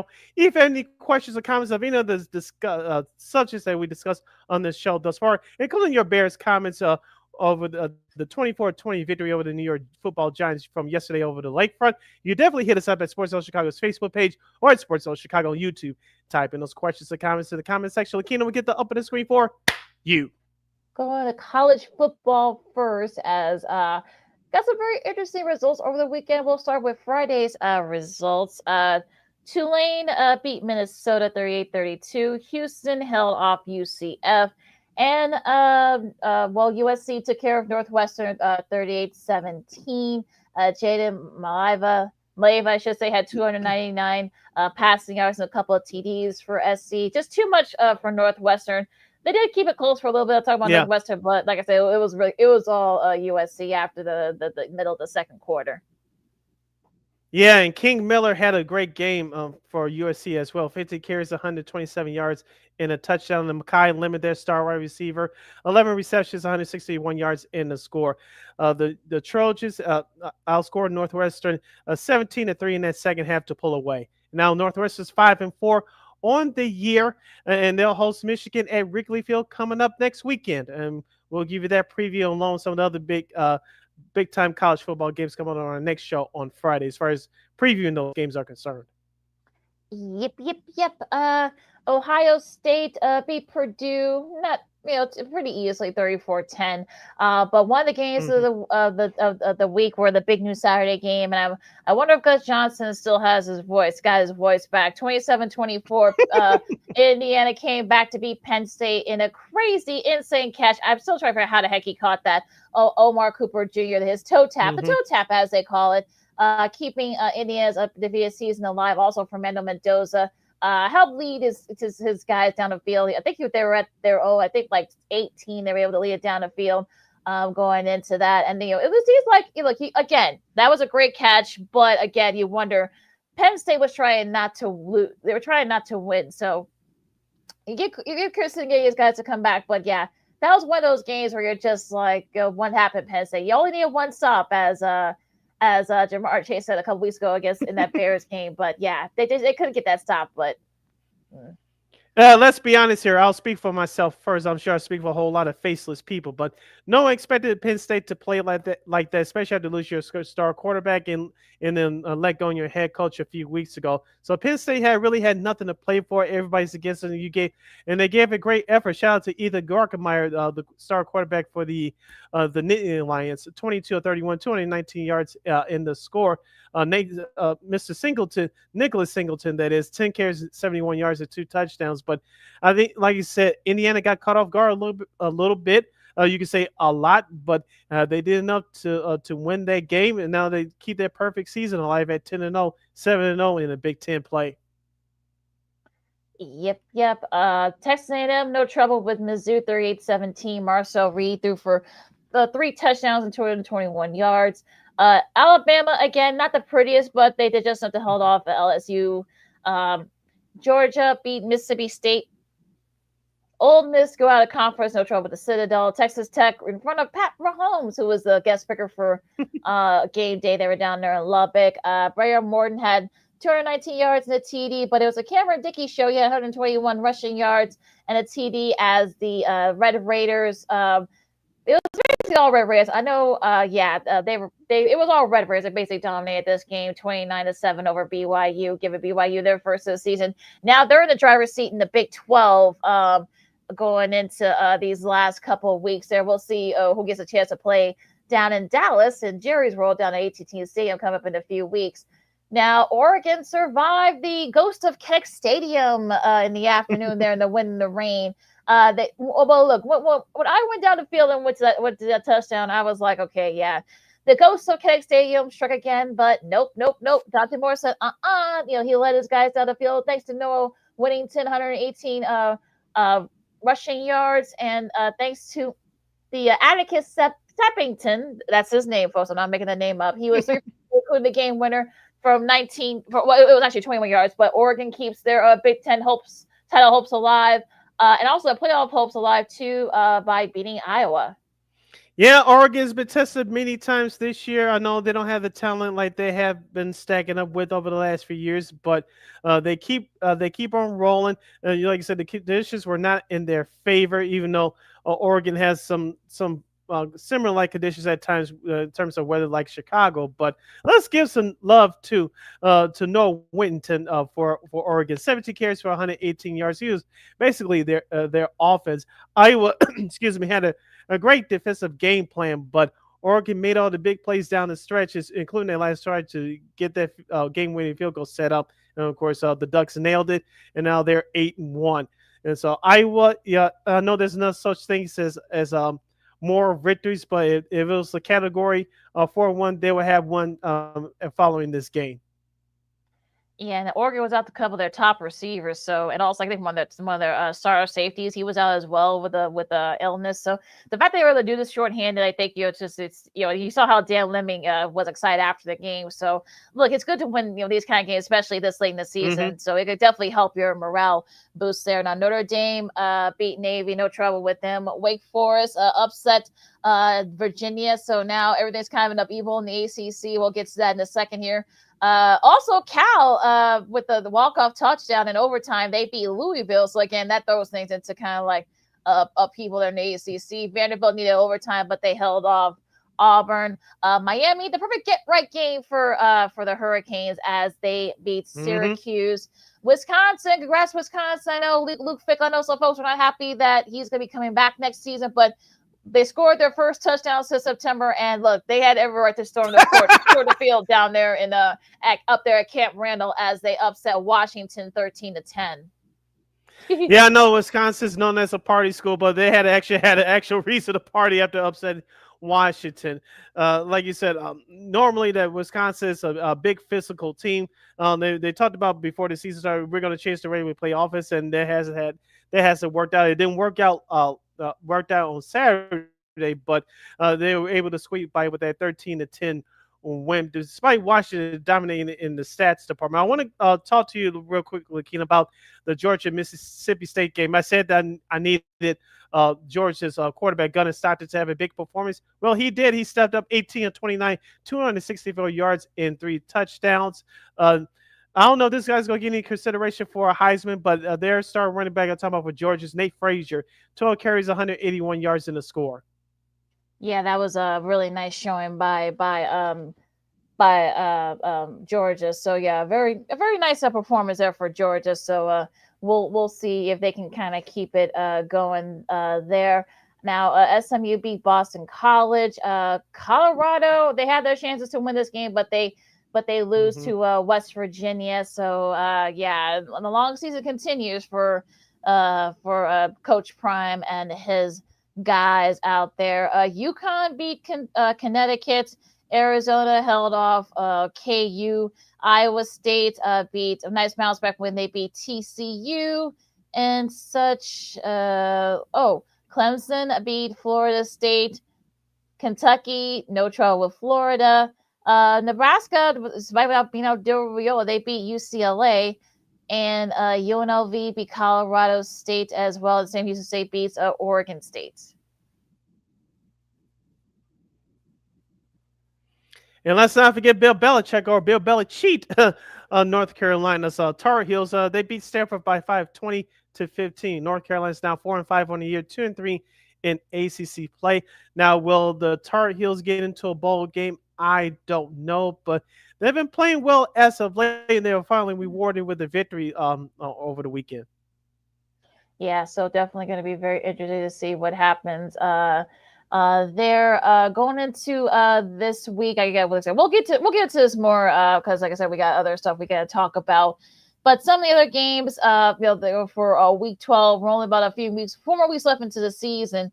So you got to think that it's going to be, Minnesota, your buddy PJ Fleck, he's going to be, he's got a tough one. He's got to go out to Oregon. So that's going to be the Fox game, late game on Friday. Clemson, they play Louisville. Wisconsin, hoping to build off that win against Washington. They faced Indiana. South Carolina, Texas A&M on ESPN. Notre Dame and Pitt. Pitt's been playing very well lately. They were off this week, so we'll see if Pitt can perhaps maybe pull off the upset for Notre Dame. And also, you mentioned Michigan Northwestern. That'll be an interesting one out there at Wrigley Field. That's going to be the big news Saturday game out there. Mm-hmm. Yep, other big games coming up this weekend. I think it's a very underrated game. Like I said, we'll get deeper into the previews when we preview these games on our next show on Friday. But Arizona versus Cincinnati in Big 12 play. That should be a good one too. Going to some of the late afternoon games. The afternoon games, Oklahoma and Alabama on ABC at 2:30. That should be a day. I think this is going to say more about Alabama than Oklahoma, in my opinion. But we'll get into that on Friday. Virginia and Duke. Miami will host NC State, another big game for the Hurricanes there. USC facing Iowa. How will Iowa bounce back after that tough loss at home against Oregon? We'll see about that. The final line are back in action. They'll face Maryland. They should be able to win there down there in Champaign. Going to the primetime games, Florida will face Ole Miss. Utah will face Baylor. Purdue and Washington. And the primetime game on NBC will be UCLA and Ohio State. That's going to be ugly. But the game of the week, in my opinion, is Texas at Georgia. Arch Manning, if he returns to play, must play in the big spot against Georgia. Because remember, when Arch Manning went down to Florida to face the Gators in the swamp, he did not look good. He must have a turnaround performance at Georgia. We'll break it down for you guys on our next show on Friday. Yeah, it's going to be very interesting to see what happens. Like I said, we'll get into more of some of these games coming up. Actually, the second season sports on Sports Social Chicago. LaKeena, McGee, Sidney Brown with you now. Well, another legendary person to remember here, Football Hall of Famer Paul Tagliabue. He passed away right before the noon games yesterday, and he was 84 years old. He served during the 80s and the 90s, taking over for Pete Rozelle. In 1989, of course, up until 2006, of course, Goodell, who's been the the commissioner ever since. He helped set up the drug testing, and also making sure that folks also helped added some franchises like Carolina, Jacksonville, the present-day Browns, also Houston during his tenure, growing the league and whatnot. And look, he was actually one of those guys that really kind of helped epitomize making money, even before gambling wasn't a thing there yet. But he helped, of course, help New Orleans during Katrina and such, also during the 9/11 attacks and whatnot. So yeah, he definitely kind of helped steer them, and he established the Rooney Rule, as flawed as it is. He helped establish it back in the late 90s, and just really kind of helped sort of led the way that transition from Rozelle into now with Goodell. And the one thing that most people should not forget about, I forget the name of this documentary. I'm mad at myself for that. I think it's available on YouTube. I forgot what it's called, but remember during the time, LaKeena, that originally, of course, the original franchise was the Chicago Cardinals. But remember when they moved from St. Louis to Phoenix following the 1988 season. Of course, a couple of years later, they were some of the city of Phoenix were rewarded the Super Bowl. Which Super Bowl you talking about, Sid? Glad you asked. Remember the first Super Bowl between Buffalo and Dallas, the one in January of 93? It was the 92 Cowboys that ended up beating Buffalo in the Rose Bowl. Remember that one? That was supposed to be in Arizona, but the reason why it wasn't in Arizona is because their goofy governor didn't want to honor Dr. King holiday at the time. Remember, that was signed into law in January of 1986. But everybody else around the country honored Dr. King on the third Monday in every January. But your goofy governor did not want to honor that. Of course, his butt got voted out. And once the holiday was placed in the state of Arizona, the Arizona hosted the Super Bowl a couple years later. That's when, in January of 96, that was when the 95 Cowboys beat Bill Cowher in the Steelers, and that was Arizona's first Super Bowl. But they could have hosted it a couple years before, but since the past goofy governor, excuse my French, didn't want to honor the Dr. King holiday. Then Paul Tagliabue, the NFL said, "We're taking the Super Bowl away from you," and he did. Yep. I So forgot what the documentary is called, but if someone can put it in the chat or in the comments, those watching on the replay, please do. But NFL Network and NFL Films produced that documentary. It was during Black History Month several years ago. It featured Chuck D from Public Enemy, who narrated the documentary. By the way, you remember the song called I can't. I do believe it's called "Until I Get to Arizona." I know those one of those songs that people don't think about with Public Enemy, but Chuck D made a song about that at that time. And most there was many other entertainers that spoke about it at that time, the Arizona not honoring the Dr. King holiday.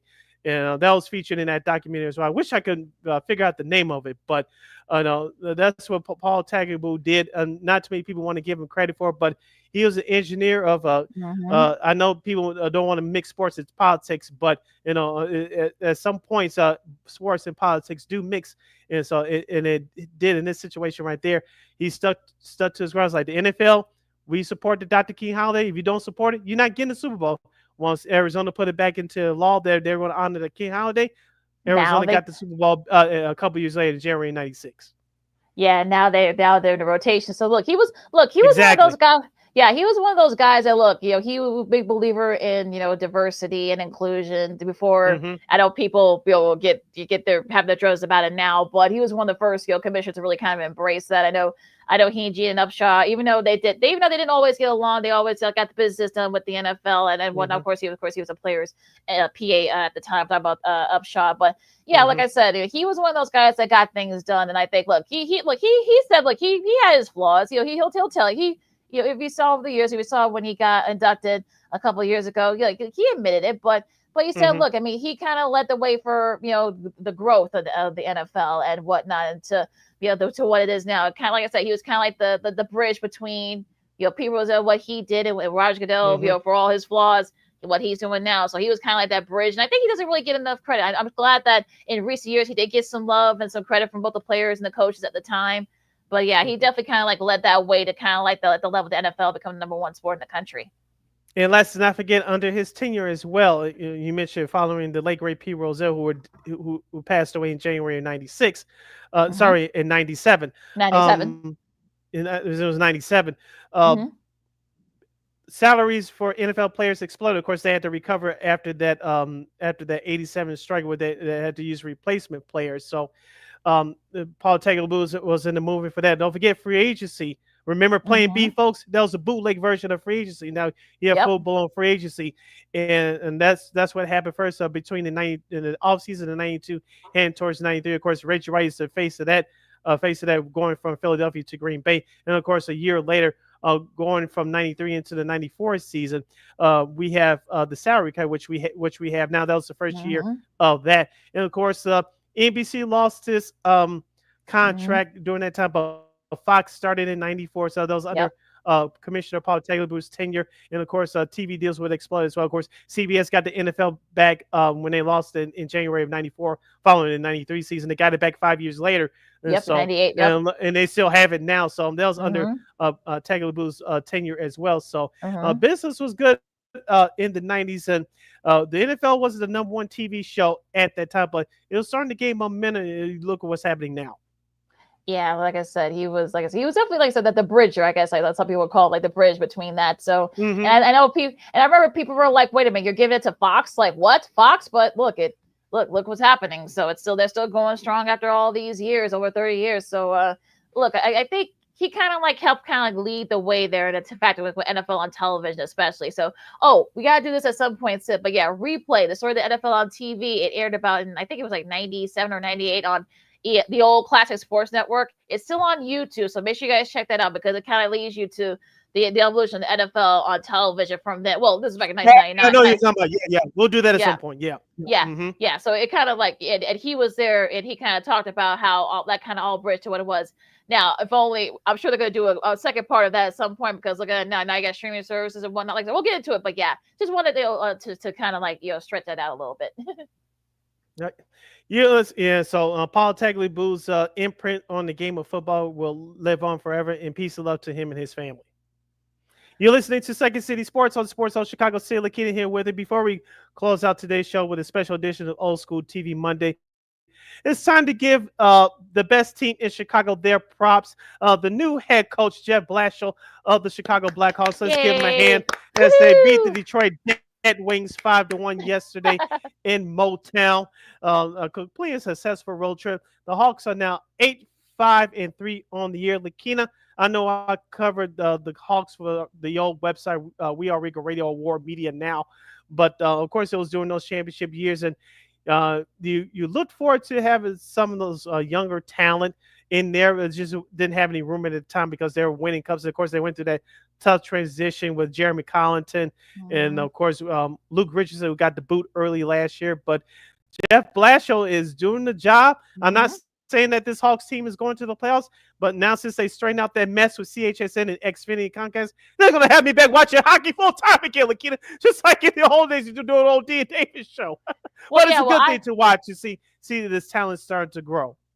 Yeah, Bedard got his ninth goal this season, a power play goal. I saw the highlights. Of course, I can't watch it, but I have watched a little bit of it, and just a really great showing there. Of course, Tavo, it's great to see him back in the Hawks uniform. And it was definitely a great showing with that and such. And look, I think Tyler Bertuzzi has been doing well as well. He got a power play goal yesterday, and also Burakovsky. So yeah, he's been really solid, and like I say, a really great showing by the Blackhawks. Like I said, are they going to be challenging in the Western Conference? Like I'm not saying, no one's saying that yet. Of course, you still got you got teams like but yeah, they play the Devils. And I get to watch them because it's going to be on Wednesday on TNT and True TV and HBO Max. So get a chance I probably get a chance to watch it. We'll see what nice things Biz said about the Blackhawks there. But yeah, I mean, look, you still got the Avalanche. They're right there with the Stars and such. Of course, Anaheim's been playing very well too on the Pacific Division side. But yeah, I'm really like. Yep. And I really we're going to see with this Blackhawks squad. I mean, like I said, I'm not saying that they're going to be leading the Western Conference and such, but they're definitely going to be a team to be reckoned with. And again, could they perhaps maybe at least challenge for the wild card spot? Sure, but can they keep it up? We'll have to wait and see. Yeah, that's been my message these last couple of weeks that we mentioned about the Blackhawks on the show. I still reference to that game against the LA Kings, I think 2 weeks ago yesterday, where a bad second period and they couldn't pull it out. But you got to show, as you mentioned, they got to show a full 60-minute effort against these better teams like St. Louis. I know they're struggling right now, but against Colorado, Dallas, Winnipeg, and some of those top-heavy teams in the Western Conference, if they can compete against those teams and beat them a couple of times, it's really going to give this team confidence as the season goes along. Spencer Knight is that dude in net, folks. I'm telling you that right now. Yeah, definitely, and he's definitely showing some really good showing so far for the Blackhawks. So I'm looking forward to seeing more. Like I said, we get to see they get to play the Devils. The Devils are one of the top teams in the league right now, and I want to see. I don't want to say this is a measuring stick game for them, but I think this could be one of those games where we'll see if the Hawks are for real. Yeah, I'll stick my nose and say it. It's going to be a measuring stick game. We'll see how Spencer Knight does if he gets to start there, which I think he will, but because he didn't start yesterday. But it's definitely going to be a measuring stick. Yes, it's against a Eastern Conference team, but the way that the Devils play, the Hawks can play that game as well. So it's going to be very entertaining to watch. All right, going to be very. So like I said, that Hawks Devils game. Will be on TNT and streaming on also on True TV and streaming on Max as well. So if you guys haven't seen the Hawks play yet, you'll get a chance to watch it in a late slate. It's going to be at 8:30. So I know it said, hey, so it's a late game, especially at the UC. But yeah, it's going to be at 8:30. I think because it's part of their doubleheader. But yeah, you guys definitely get to check them out. You're listening to Second City Sports on Sports on Chicago City. LaKeena here with you. Closing out today's show. Of course, LaKeena, we do this every Monday, Old School TV Monday, but at various points throughout the season, of course, the Chicago Bears franchise are celebrating their 40th anniversary of the 1985 Super Bears Super Bowl World Championship. We here at Second City Sports are doing it as well. Not every week, but at various points during the season. Of course, since the beloved defeated the Giants 24-20 yesterday on the lakefront, yours truly is going to take you back to January 5th, 1986. The NFC divisional playoff between the Giants and the Bears is at Old Soldier Field. It was 62,076. The weather temperature for that game was clear, sunny, 20 degrees right there on the lakefront. Of course, for CBS, he had John Madden, Pat Summerall, Brett Musburger, who got his start here in Chicago on CBS 2. He did the NFL Today along with Dan Dierdorf, Irv Cross, the late great Jimmy the Greek Snyder, picking games. You see where sports is now, thanks to him for that, but that's a whole nother show. And of course, the Chicago Bears haven't won an NFL championship at that time since 1963. Of course, the whole city was excited.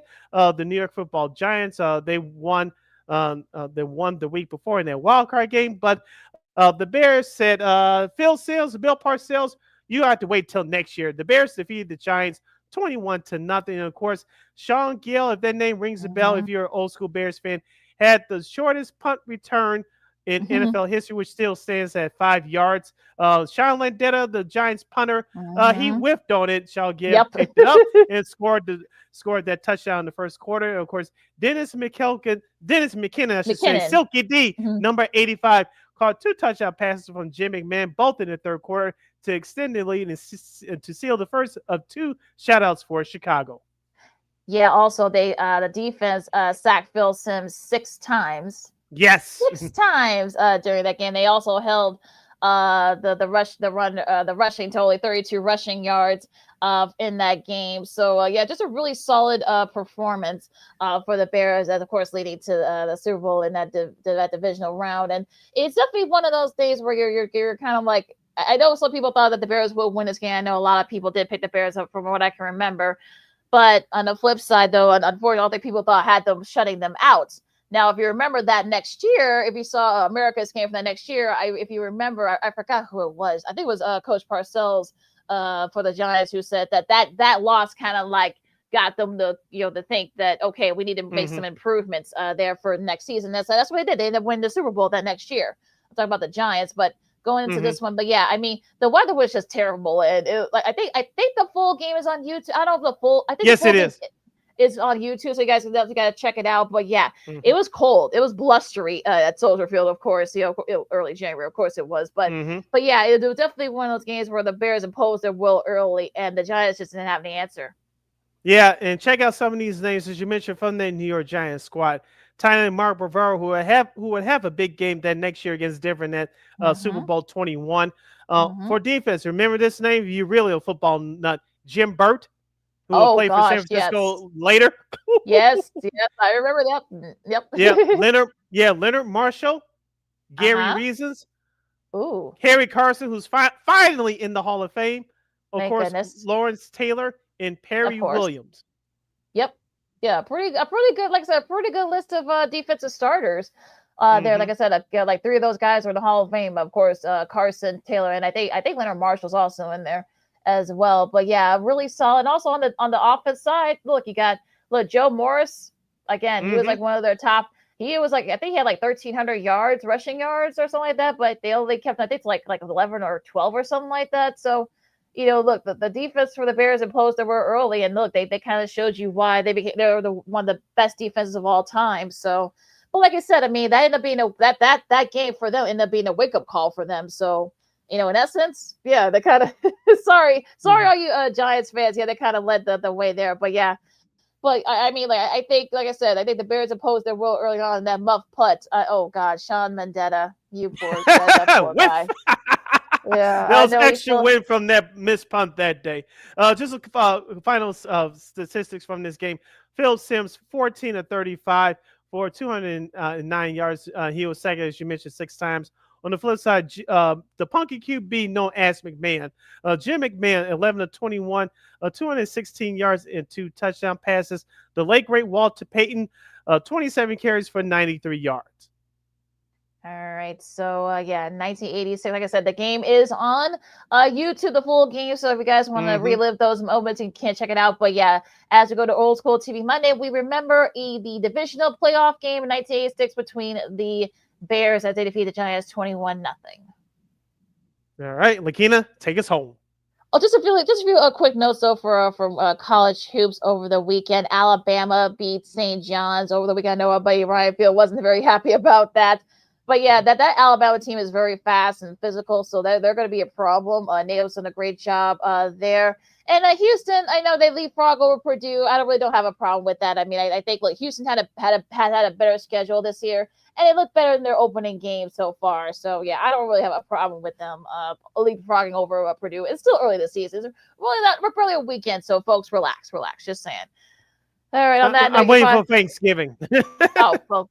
Fair enough. You got NIT, Maui. Yeah, okay, I got you. You follow Keena McGee on Twitter, Keena the IG. You can follow yours truly, Sidney Brown, on the Twitter, X, and the IG at SidKid80. Once again, it's SidKid80, SIDKID80, SIDKID80. Be sure to check out, follow Sports Zone, download that Sports Zone Chicago app, rather, wherever you get your apps. Please follow Sports Zone Chicago on all social media platforms, so Facebook, X, Instagram, and YouTube. And thank you very much in advance. Your sport. Like, share, subscribe, and tell your friends. Be sure to catch Second City Sports live in the living color every Monday, every Friday from 12:15 to 2:15 p.m. Central Standard Time, right here on Sports Zone Chicago. One more again, as the kids would say. Be sure to catch Second City Sports live in the living color every Monday, every Friday from 12:15 to 2:15 p.m. Central Standard Time, right here on Sports Zone Chicago. And of course, if you miss our segment, no problem. Get Sports Chicago's replays anytime, anywhere on the Facebook, YouTube channels.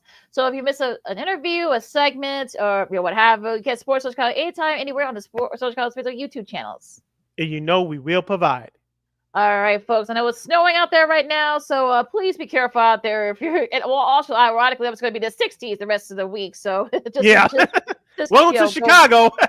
Yeah, 4 seasons all in 1 week, apparently. But yeah, so also Veterans Day. So if you guys know a veteran, or if you see a veteran, salute to them. Thank them for their service. This isn't easy, and freedom is not free, folks. I'll leave it there.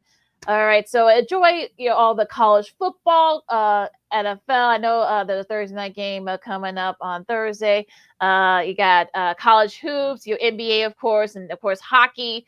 Hopefully the Hawks can keep it going there as they face the Devils on Wednesday. So for Sid, I'm the case of Second City Sports on Sports Chicago, and we'll see you guys on Friday. Down Bears, holla!